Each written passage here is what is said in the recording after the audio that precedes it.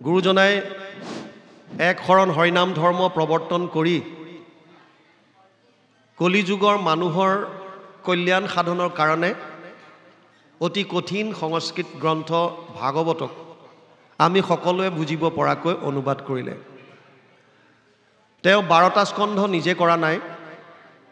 প্ৰথম স্কন্ধ কৰিছে, দ্বিতীয় স্কন্ধ কৰিছে, তৃতীয়ৰ অনাদি পাতন, ষষ্ঠৰ অজামিল উপাখ্যান, অষ্টম স্কন্ধৰ বলিচলন আৰু সাগৰ মন্থন, দশম স্কন্ধৰ আদিভাগ, শেষ চোৱাৰ পৰা কুৰুক্ষেত্ৰ যাত্ৰা, একাদশ স্কন্ধ সম্পূৰ্ণ, দ্বাদশ স্কন্ধ সম্পূৰ্ণ, এয়া গুৰুজনাই নিজে অনুবাদ কৰা। আৰু তেওঁ অনুবাদ কৰোঁতে 2-3টা অধ্যায়ৰ পাছত জনকল্যাণৰ কাৰণে একোটাকৈ উপদেশ সেই কাহিনীৰ ওপৰত ভিত্তি কৰি আমাক দি গৈছিল। যেনে অবা নৰলোক হৰি ভজি উক ধৰাইটো উপদেশ, এৰা আল জাল জীৱা কতকাল জৰা ভৈল পৰৱেশ। হে মনুষ্য সম্প্ৰদায়, হে মনুষ্য জাতি, অবা নৰলোক, তোমালোকে হৰি ভজন কৰা। অবা নৰলোক, সমস্ত বিশ্ব মানৱক উদ্দেশ্য কৰি, কোনো ব্ৰাহ্মণ, কোনো ক্ষত্ৰিয়, কোনো শূদ্ৰ, কোনো কলিতা, কোনো আহোম এনেকৈ সম্প্ৰদায় লৈ কোৱা নাই। তেওঁ কৈছে অবা নৰলোক, হে মানৱ জাতি, হে মানৱ সমুদায়, হৰি ভজি উক, মোৰ উপদেশ লোৱা, ধৰা এইটো উপদেশ। আল জাল এৰা, কিমান দিন জীয়াই থাকিবা, তোমালোকৰ বৃদ্ধ প্ৰৱেশ হৈ গ'ল, বৃদ্ধকাল।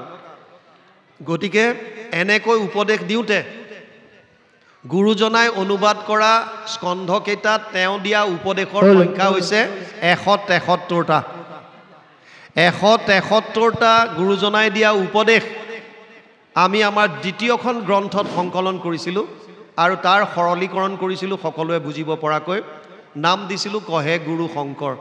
গুৰুজনাই দিয়া উপদেশসমূহৰ সংকলনৰ এখন গ্ৰন্থ কহে গুৰু শংকৰ আপোনালোকৰ সত্ৰৰ কাৰণে আমি লৈ আহিছোঁ। আমি অনুৰোধ কৰিম আপোনালোকৰ সত্ৰৰ ফালৰ পৰা কোনোবা এজন আহি আমাৰ পৰা গ্ৰন্থভাগী গ্ৰহণ কৰি আমাক কৃতাৰ্থ কৰক। আপোনাৰ পক্ষে সকলোকে আমি টুকুবিল যুৱ সমাজৰ তৰফৰ পৰা সেৱা জনাইছোঁ।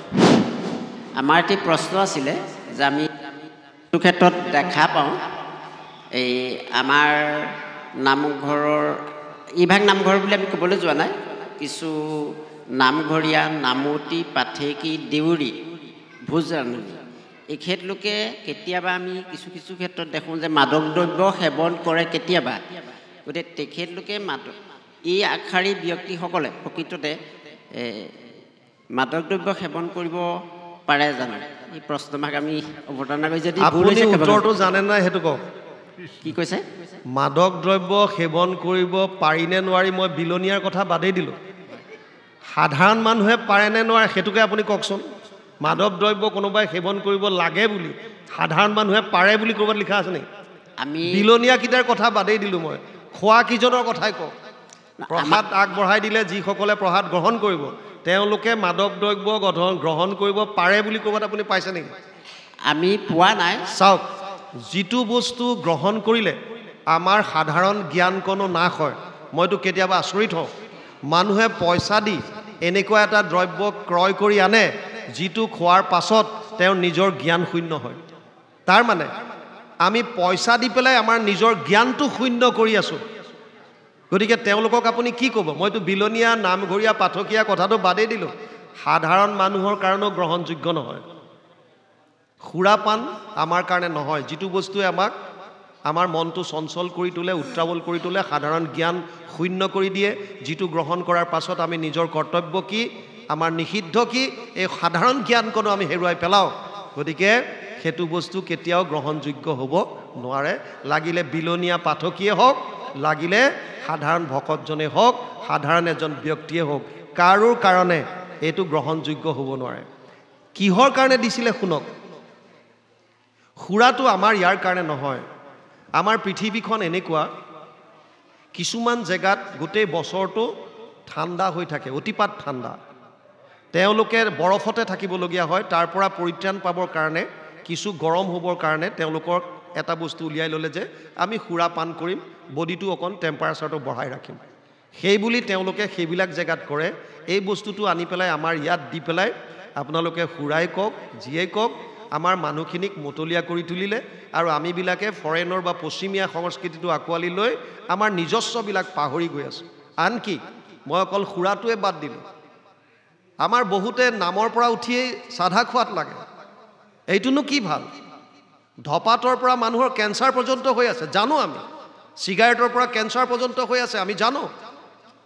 আমি সেই দুৰ্যোধনৰ নিচিনা, জানামি ধৰ্মম নাচামে প্ৰবৃত্তি। ধৰ্মক জানো মই, মানিবলৈ মন নাই। অধৰ্ম কি সেইটোও জানো, ওলাই আহিবলৈ মন নাই। আৰু সুবিধা লওঁ, হৃদিস্থিত হৈয়া তুমি যেন কৰা বাহাস্বামী, ঋষিকেশ কৰিবুতে নয়। গতিকে বাপ, এইটো গ্ৰহণযোগ্য হ'ব নোৱাৰে। বেছি নুসুধিব আৰু, আমি এই দৌৰ মাৰিম উঠি আৰু।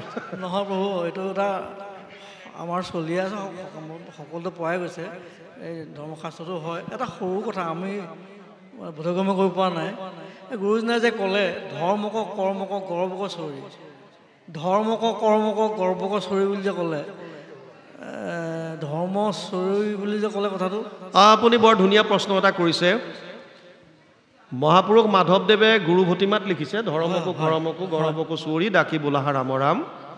আৰু ভগৱান কৃষ্ণই গীতাত কৈছে 18 নম্বৰ চেপ্টাৰত, সৰ্বধৰ্মান পৰিত্যাজ্য মাম একম শৰণম ব্ৰজ। হয় হয়, সৰ্বধৰ্ম এৰি পেলাই একৰ শৰণ সাক্ষাৎ। ধৰ্ম দুই ধৰণৰ, এক হৈছে শৰীৰৰ ধৰ্ম, এক হৈছে আত্মাৰ ধৰ্ম। শৰীৰৰ ধৰ্মক শাৰীৰিক ধৰ্ম বুলি কয়, আত্মাৰ ধৰ্মক আধ্যাত্মিক ধৰ্ম বুলি কয়। শৰীৰৰ ধৰ্ম শৰীৰৰ লগত সম্পৰ্ক থকা বস্তু বা ব্যক্তিৰ কাৰণে। মোৰ শৰীৰটোৰ লগত মা দেউতাৰ সম্বন্ধ আছে, মা দেউতাৰ প্ৰতি কৰিবলগীয়া কৰ্তব্যখিনি মোৰ শাৰীৰিক ধৰ্ম। মোৰ শৰীৰটোৰ লগত মোৰ গাঁওখনৰ সম্পৰ্ক আছে, গাঁওখনৰ প্ৰতি কৰিবলগীয়া কৰণীয়খিনি মোৰ শাৰীৰিক ধৰ্ম। মোৰ দেশখনৰ প্ৰতি মোৰ শৰীৰৰ সম্পৰ্ক আছে, দেশখনৰ প্ৰতি কৰিবলগীয়াখিনি মোৰ শাৰীৰিক সম্পৰ্ক। অৰ্জুনক কৈছে নিয়তম কুৰু কৰ্ম ত্বম কৰ্ম জ্যায়হীয় কৰ্মণ শৰীৰ যাত্ৰা পিছতে না প্ৰসিদ্ধেদ কৰ্মণি। 3 অধ্যায় 8 নম্বৰ শ্লোক গীতা। হে অৰ্জুন, তই তোৰ কৰ্তব্য কৰ্ম সম্পূৰ্ণৰূপে কৰ, নহ'লে শৰীৰে তোক লগ নিদিব। কিন্তু যদি আত্মাৰ ধৰ্মৰ কাৰণে কেতিয়াবা শাৰীৰিক ধৰ্ম ত্যাগ কৰিবলগীয়া হয়, তাৰ কাৰণে যদি আপোনাৰ পাপো হয়, ভগৱানে কৈছে অহম সৰ্ব পাপে ভ্যো মোক্ষয়িষ্যামি মা শুচ। কৃষ্ণ বুজি পালে? সেইকাৰণে যদি আপোনাৰ এতিয়া আপুনি এইটো এটা আধ্যাত্মিক অনুষ্ঠান, যিটো অনুষ্ঠানত আত্মাৰ পৰম শান্তি পাব। আৰু এটা কথা আপোনালোকে আজি বুজি লওক, পাৰ্থ নৈব ইহ না অমূত্ৰ বিনাশস্তস্য বিদ্যতে নাহি কল্যাণকৃত কচ্ছিত দুৰ্গতিম তাত গচ্ছতি।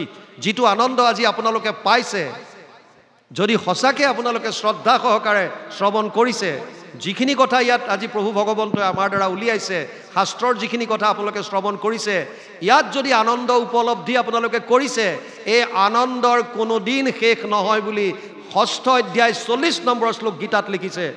পাৰ্থ নৈব ইহ না অমূত্ৰ বিনাশস্তস্য বিদ্যতে। ভক্তিৰ কোনোদিন শেষ নহয়। সেইকাৰণে শাৰীৰিক ধৰ্ম কেতিয়াবা কেতিয়াবা আপুনি ত্যাগ কৰি হ'লেও আধ্যাত্মিক ধৰ্মলৈ আহিব পাৰে। কৃষ্ণ। বাপ বান্ধৱ ভাই মাতৃ সমস্ত, সময় যথেষ্ট হ'ল। মই ইয়াৰ পৰা আকৌ এতিয়া বিশ্বনাথ চাৰিআলি যাব লাগিব। গতিকে আমি ভাবিছোঁ আপোনালোকে ইমান সুন্দৰভাৱে শ্ৰৱণ কৰিছে, কেনেকৈ ইমান সময় পাৰ হৈ গ'ল ময়ো নাজানো। আমি কওঁ বুলি একো ক'ব নোৱাৰোঁ। যেনেকৈ আজিকালি প্ৰায় ঘৰত টেপ ছিষ্টেম হৈছে, পানী টেপ খুলি দিলে পানী পায়। পানীটো ক'ৰ পৰা আহে আমি সকলোৱে জানো যে ওপৰত থকা টেংকি আছে, টেংকিৰ পৰা পানীখিনি আহে। কিন্তু আচলতে যদিও টেংকৰ পৰা পানীখিনি পাওঁ, এই পানীখিনি টেংকৰ নিজা নহয়। টেংকলৈ পানীখিনি আকৌ ক'ৰবাৰ পৰা উঠাব লাগে। টেংকৰ নিজস্ব পানীৰ উৎস নাই। ঠিক তেনেকৈ আমি টেংকটো, আমাৰ নিজস্ব একো নাই, এই টেংকলৈ উৎস বেলেগ। গতিকে তেওঁ যেনেকৈ এইখন আসনৰ মাহাত্ম্য তেওঁ যেনেকৈ দিয়ে, আমি তেনেকৈ প্ৰকাশ কৰোঁ। আমাৰ নিজস্ব একো নাই। তথাপিও যদি এইকণ সময়ত অজানিতে কিবা মুখৰ দ্বাৰা এনেকুৱা ওলাইছে, যিটোৰ দ্বাৰা যদি কাৰোবাৰ অন্তৰত কিবা আঘাত লগাৰ দৰে হৈছে, আমি আপোনালোকৰ দাসৰ দাস হিচাপে সমস্তৰে শ্ৰীচৰণত আমি সেৱা লৈছোঁ। মহাপুৰুষ মাধৱদেৱৰ এজোকা বাণীৰে আপোনাৰ শুভ বিদায় লৈছোঁ। অপৰাধ বিনাশন তজু নাম নাৰায়ণ, জানি নামে পখিলো শৰণে আনগতি নাহিকে মৰণে। অপৰাধ ক্ষমা কৰি তুমি দয়াশীল হৰি, মোক ৰক্ষা কৰি চৰণে প্ৰভু, মোক ৰক্ষা কৰি চৰণে। কৃষ্ণ। জয় গুৰু শংকৰ। কৃষ্ণ কৃষ্ণ কৃষ্ণ হয় আমাৰ প্ৰভু।